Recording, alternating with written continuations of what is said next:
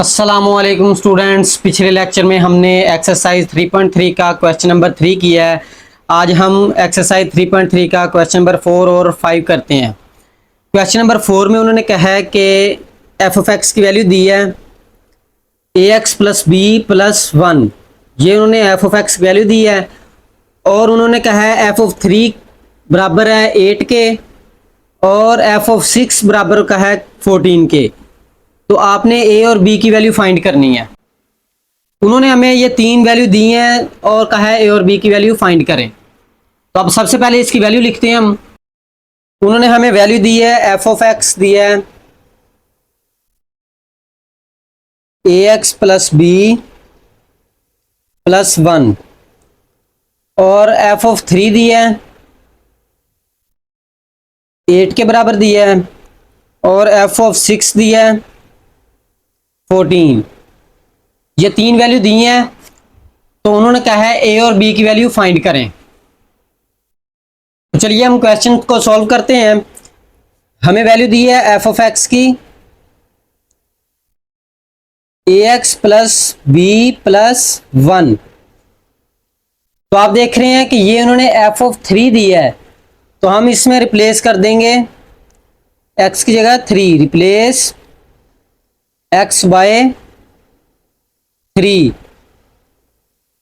तो ये क्या बन जाएगा, एफ ऑफ 3 हो जाएगा इक्वल टू ए एक्स की जगह हमने लिखना है 3 प्लस बी प्लस 1। ये हो जाएगा 3a प्लस बी प्लस 1। आप देख रहे हैं यहाँ पे एफ ऑफ 3 है, एफ ऑफ 3 की उन्होंने वैल्यू दी है 8। इसकी जगह हम लगा देंगे 8। ये 8 प्लस का 1 है, इधर आके -1 हो जाएगा। ये आ गया 3a प्लस बी। तो ये हमारा 8 में से 1 माइनस करेंगे तो आंसर आ जाएगा 7। यहाँ पे लिखेंगे 7 equal to 3a plus B. आपको ऐसे सीधा करके लिख सकते हैं 3a plus B equal to 7। ये हमारी बन गई इक्वेशन नंबर 1। तो आप देख रहे हैं यहाँ पर 6 है, तो हमने x की जगह 6 रिप्लेस करना है। सबसे पहले हमने वैल्यू लिखनी है एफ ऑफ एक्स की, कि एफ ऑफ एक्स बराबर है ए एक्स प्लस बी प्लस 1। तो हमने रिप्लेस करना है, रिप्लेस x बाय 6। क्यों? क्योंकि यहाँ पर 6 है। ये रकम बन जाएगी एफ ऑफ 6, x की जगह 6 लगा देंगे इक्वल टू ए एक्स की जगह 6 प्लस बी प्लस 1। ये हो जाएगा 6a प्लस बी प्लस 1। तो एफ ऑफ 6 की उन्होंने वैल्यू पहले ही दी हुई है, तो ये वैल्यू दी है 14, तो इसकी जगह हम 14 लगा देंगे।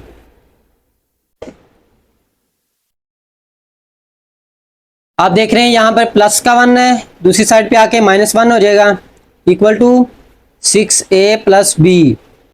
14 में से 1 माइनस करेंगे तो आंसर आ जाएगा 13 equal to 6a plus B. आप देख रहे हैं यहाँ पे 6a प्लस का है, दूसरी साइड पे जाके माइनस हो जाएगा। ये हो जाएगा 13 minus 6a equal to be. तो आप इसे ऐसे करके लिख सकते हैं b equal to 13 minus 6a। इसको नाम दे दें इक्वेशन नंबर 2 का।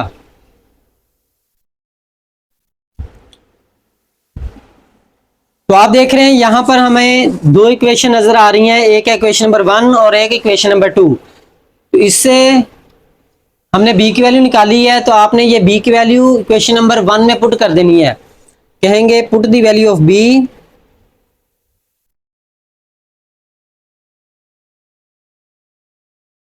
इन इक्वेशन 1। जहां पर b है, b की जगह हम उसकी वैल्यू लिख देंगे। तो हमारी ये है वैल्यू 3a प्लस बी की जगह हमने क्या लिखना है, ये वाला रख 13 माइनस 6a इक्वल टू 7। उसी तरह ही तो आप देख रहे हैं ये 3a माइनस 6a, तो प्लस माइनस माइनस होते हैं। 6 में से 3 गए तो 3 आएंगे, और जो अलामत बड़ी रकम के साथ होती है वो लगाते हैं, -3 आ जाएगा। ये प्लस का 13 है, दूसरी साइड पे जाके -13 हो जाएगा। -3 है, इनको माइनस करेंगे तो माइनस करने से आंसर आ जाएगा -6। -3 यहाँ पे मल्टीप्लाई हो रहा है, दूसरी साइड पे जाके डिवाइड हो जाएगा। -6/-3, तो आप देख रहे हैं माइनस माइनस से कैंसिल हो गई। 3 1 3, 3 2 6। ए का क्या आंसर आ गया? 2। अब हमने बी का आंसर निकालना है, तो आपने ए की वैल्यू चाहे इक्वेशन नंबर 1 में पुट कर दें चाहे 2 में कर दें, तो आपका बी का आंसर भी आ जाएगा। तो मैं यहाँ पे क्वेश्चन नंबर 2 में पुट करता हूँ। कहेंगे पुट द वैल्यू ऑफ ए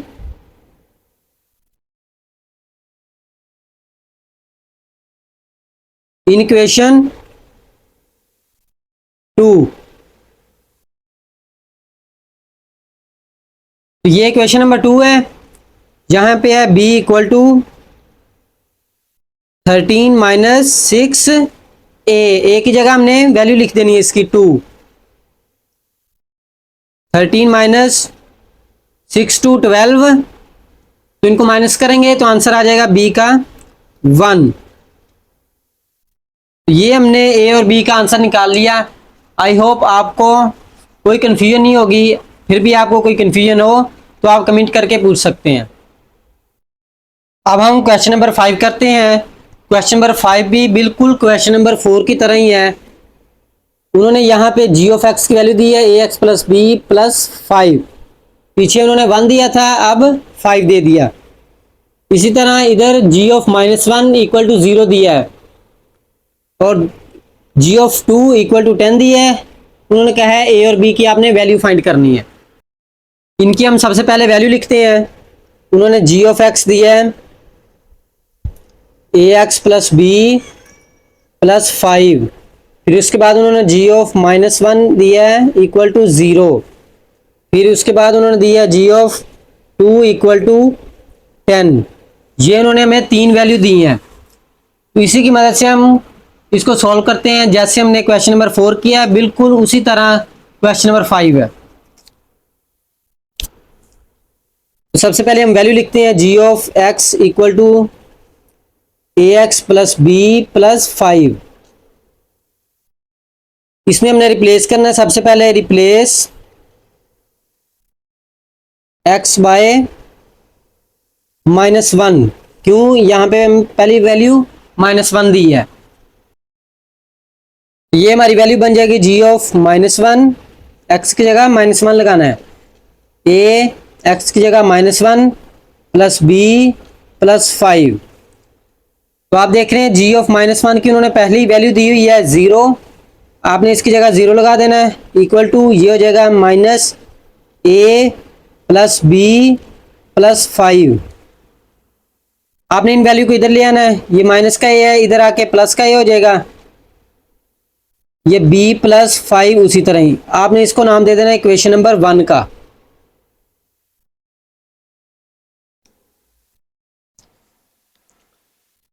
उसके बाद आपने g ऑफ x की वैल्यू लिखनी है। g of x = ax + b + 5।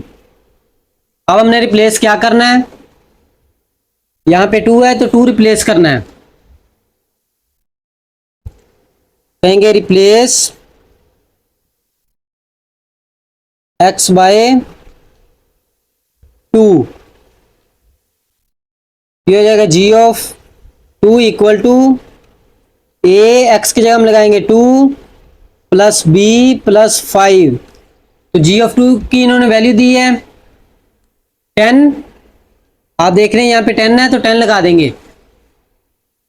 ये हो जाएगी 10 = ये हो जाएगा 2a + b + 5। ये प्लस का 5 है, दूसरी साइड पे आके -5 हो जाएगा। ये 2a + b इसी तरह लिखेंगे। तो 2a + b का आंसर आ गया, यानी 10 - 5 तो 5। ये आ गई हमारी इक्वेशन नंबर 2। ये हमने 2 इक्वेशन निकाल ली। इससे पहले हमने a की पहली वैल्यू फाइंड की हुई है। ये b + 5 है, तो आपने ये वैल्यू इक्वेशन नंबर 2 में दर्ज कर देनी है। तो हम लिखते हैं put the value of A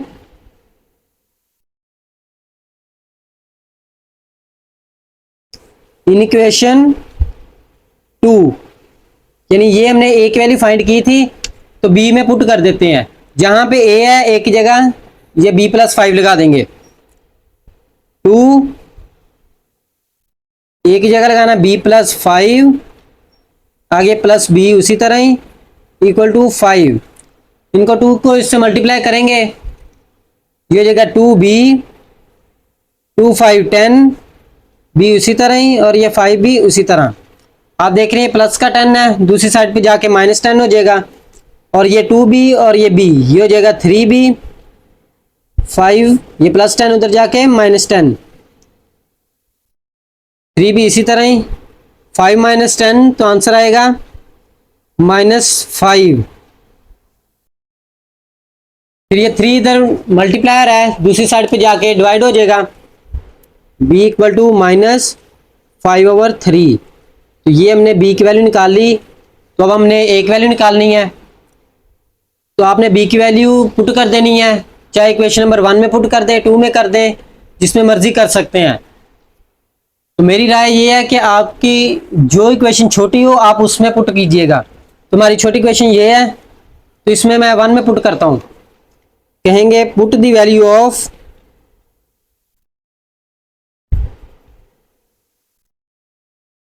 b in equation 1। हमारी इक्वेशन नंबर 1 है a equal to b plus 5 है, b की जगह हमने ये वैल्यू लिख देनी -5/3 आगे +5। तो आप यहाँ पे चेक भी कर सकते हैं, b + 5 है तो b की जगह उसका आंसर, b का आंसर हमने निकाला -5/3 + 5। आपने कैलकुलेटर से इनको सॉल्व करना है। आपने कैलकुलेटर ले लेना है, सबसे पहले माइनस लिखना है, फिर उसके बाद फ्रैक्शन है, फ्रैक्शन वाला बटन दबाएंगे, 5/3 है 5/3 लिखेंगे, आगे है +5 +5 लिखेंगे, इक्वल टू दबाएंगे तो आप देख रहे हैं कि आंसर हमारा आ गया 10/3।